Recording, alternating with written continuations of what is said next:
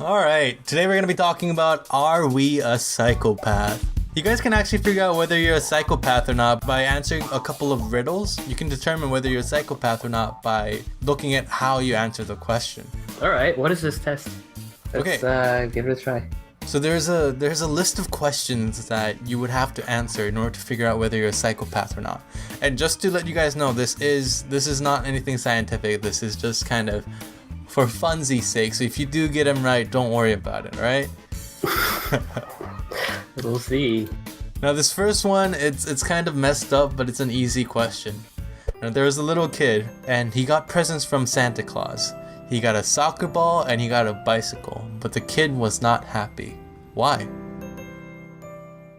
He could have had more stuff? Is this multiple choice? No, it's not multiple choice. Oh, so we just say whatever comes to our mind? Yeah, you guys just gotta figure it out. Oh, wow. Well, yeah, no, the kid wanted more stuff or something else. Kid's greedy. Kids are greedy. What about you, Hosa? The kid knows that Santa Claus isn't real and that Santa Claus is his dad. Okay, well, sorry, both of you guys are wrong.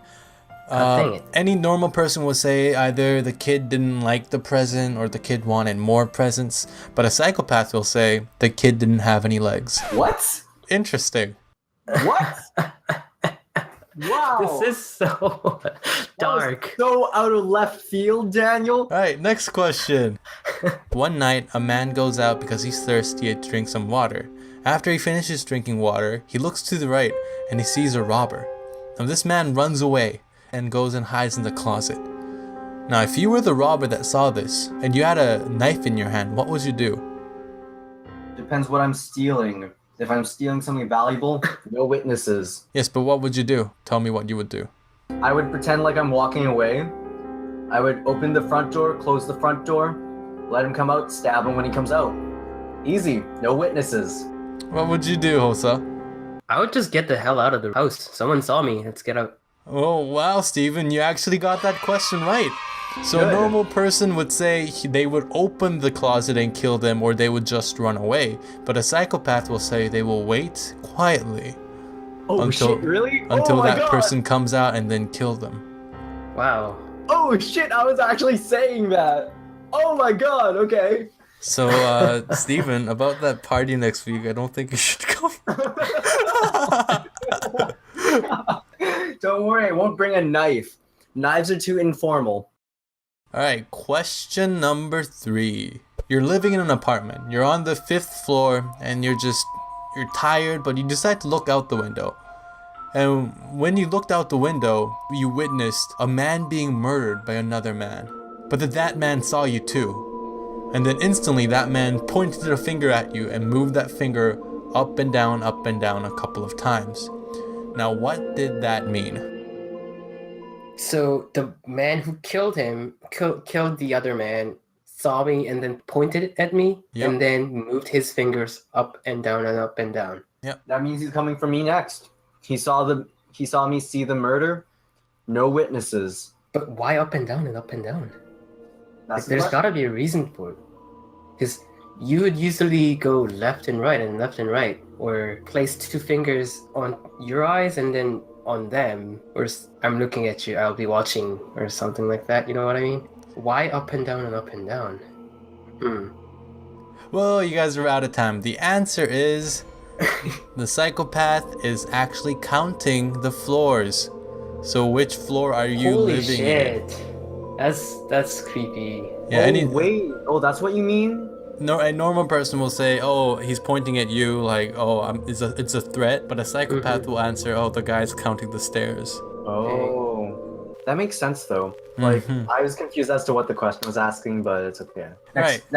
Next question. You're a girl and you're at your aunt's funeral. And you're mourning, and then you see right next to you a really handsome man that you fall in love instantly. The man's wearing all black and he has black hair. The next night, you kill your sister. Now, why did you kill her? So you can see him again at her funeral. Steven got it right. Yep, Steven, I think you might be a psychopath. So a Oh my normal person God. says, because that girl might be dating that handsome man, or that handsome man might like the girl. But the psychopath will say, I will kill the girl so that there will be another funeral to see that man. Yeah.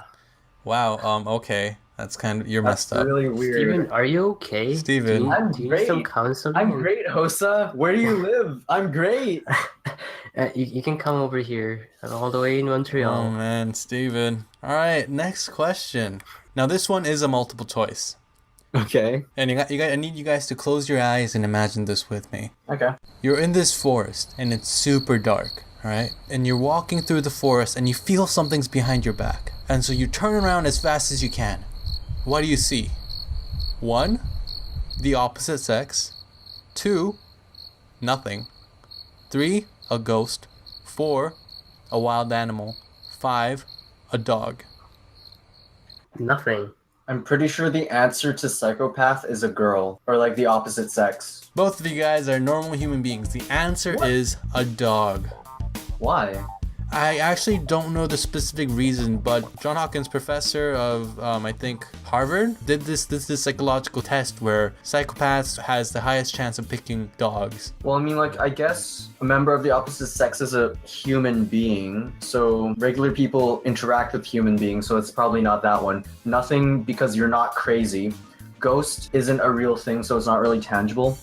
And wild animal is unfamiliar, and it's not a human companion. So that's probably why it's going to be a dog. But why don't normal people choose it? Because normal people are scared of the opposite sex, wild animals, nothing, and ghosts. They're scared of the opposite sex? I don't know. No clue. We're speculating. Okay. Alright, last question, guys. Steven, if you get this right, I swear I don't think we can be friends. So this murderer decides to stab another man, and he stabbed him 5 times. And after stabbing him 5 times, he left the elevator. Since this elevator had windows everywhere, you can actually see inside the elevator. And this murderer just kept on watching the elevator. Why? So you said the elevator had windows, right? Mm-hmm.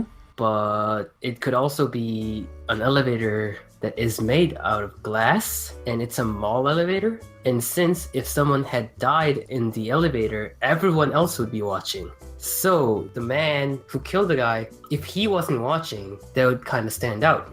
If he was the only one who wasn't watching. Yeah, no, I get what Host is trying to say. So he watched the person bleeding to death inside the elevator just as any other mall customers would do. Correct. He did not flee the scene because it would have been awkward to find anyone walking away from that kind of horrid scene. Good job, Yeah. guys. I mean, you guys didn't get all of it right, but Hosa, you're a normal person. Steven, I love you and I care about you. Okay. All right.